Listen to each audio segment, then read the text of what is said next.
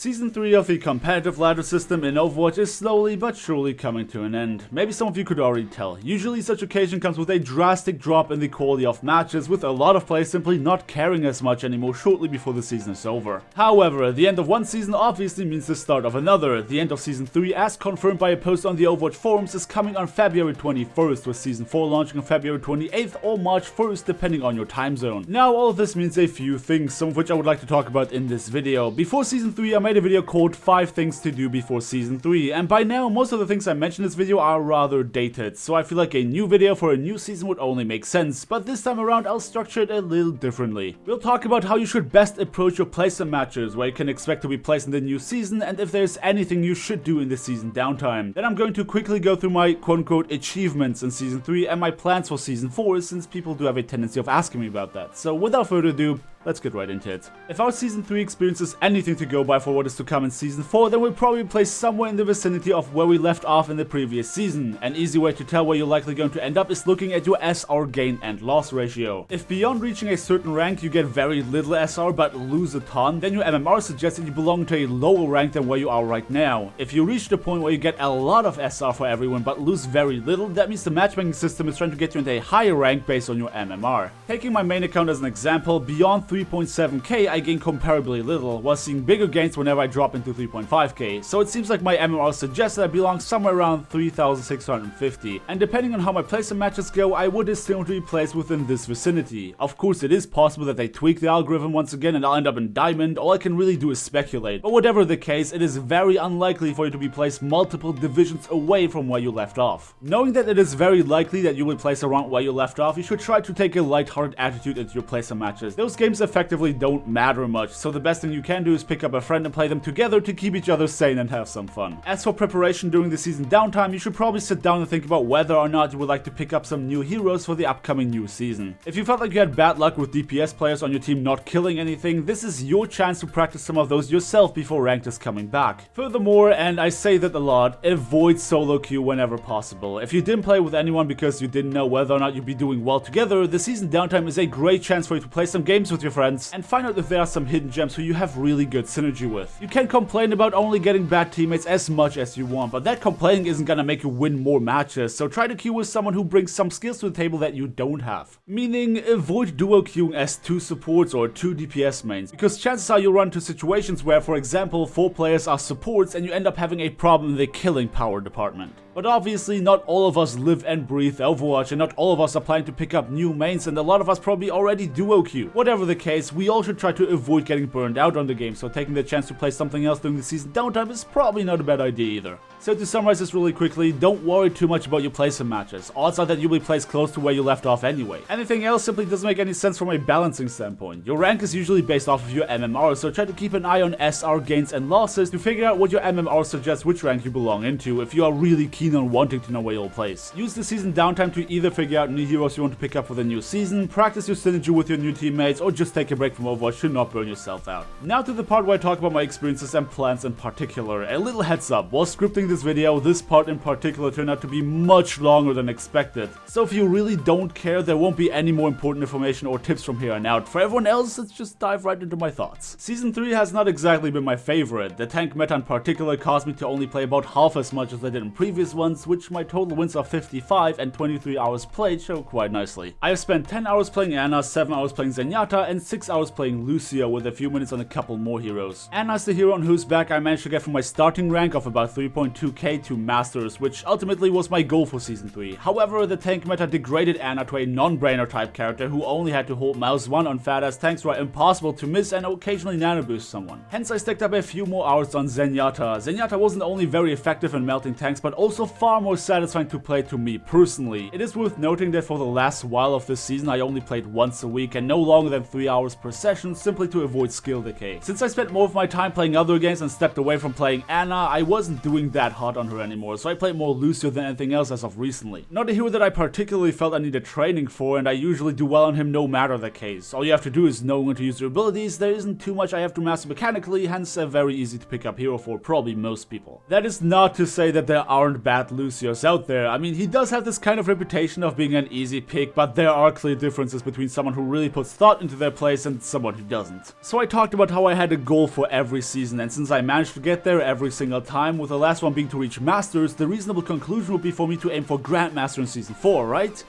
But if I was to be perfectly honest, grinding in Masters, I kind of lost fun playing the game. Dealing with people and their massive egos who blame everyone but themselves is a little daunting. So the plan for Season 4 is simply to climb as high as I can get, and if the matches get too stressful, I'll simply go back to playing Lucio. Simultaneously, I'll be spending more time streaming my games on my old account, which I got up to 3.1k, playing Flex with my time pretty evenly distributed between Roadhog, Soldier, and Hanzo, also really enjoying Torbjorn and the occasional Mei pick. On that account, I don't have any goals whatsoever. I'll just play whatever I feel like playing and see if I can get better at a variety of heroes rather than never expanding my roster of main heroes outside of the support bracket. The other day I played Roadhog in Masters and was glad that I practiced on my ult because it sure helped me perform better than I otherwise would have, which the performance itself wasn't that great, but it was enough to win the game, so I take it. As for gold weapons, I'm looking to get the golden nuts for Zenyatta on my main and a golden Hanzo bow on my ult, because memes and stuff, I guess. It is worth noting that Blizzard is yet to give us more information how Season 4 will be different from the previous season, so do make sure you keep your eyes peeled for that. I will be covering it if I find it worth talking about, but I'm sure the bigger channels will be onto it even when I'm not. But anyway, I would like to thank you all so much for watching. Do feel free to leave me a like if you have enjoyed the video, subscribe if you want to see more, and I wish you the best luck in the new season. Thank you all once again, and I hope to see you next time.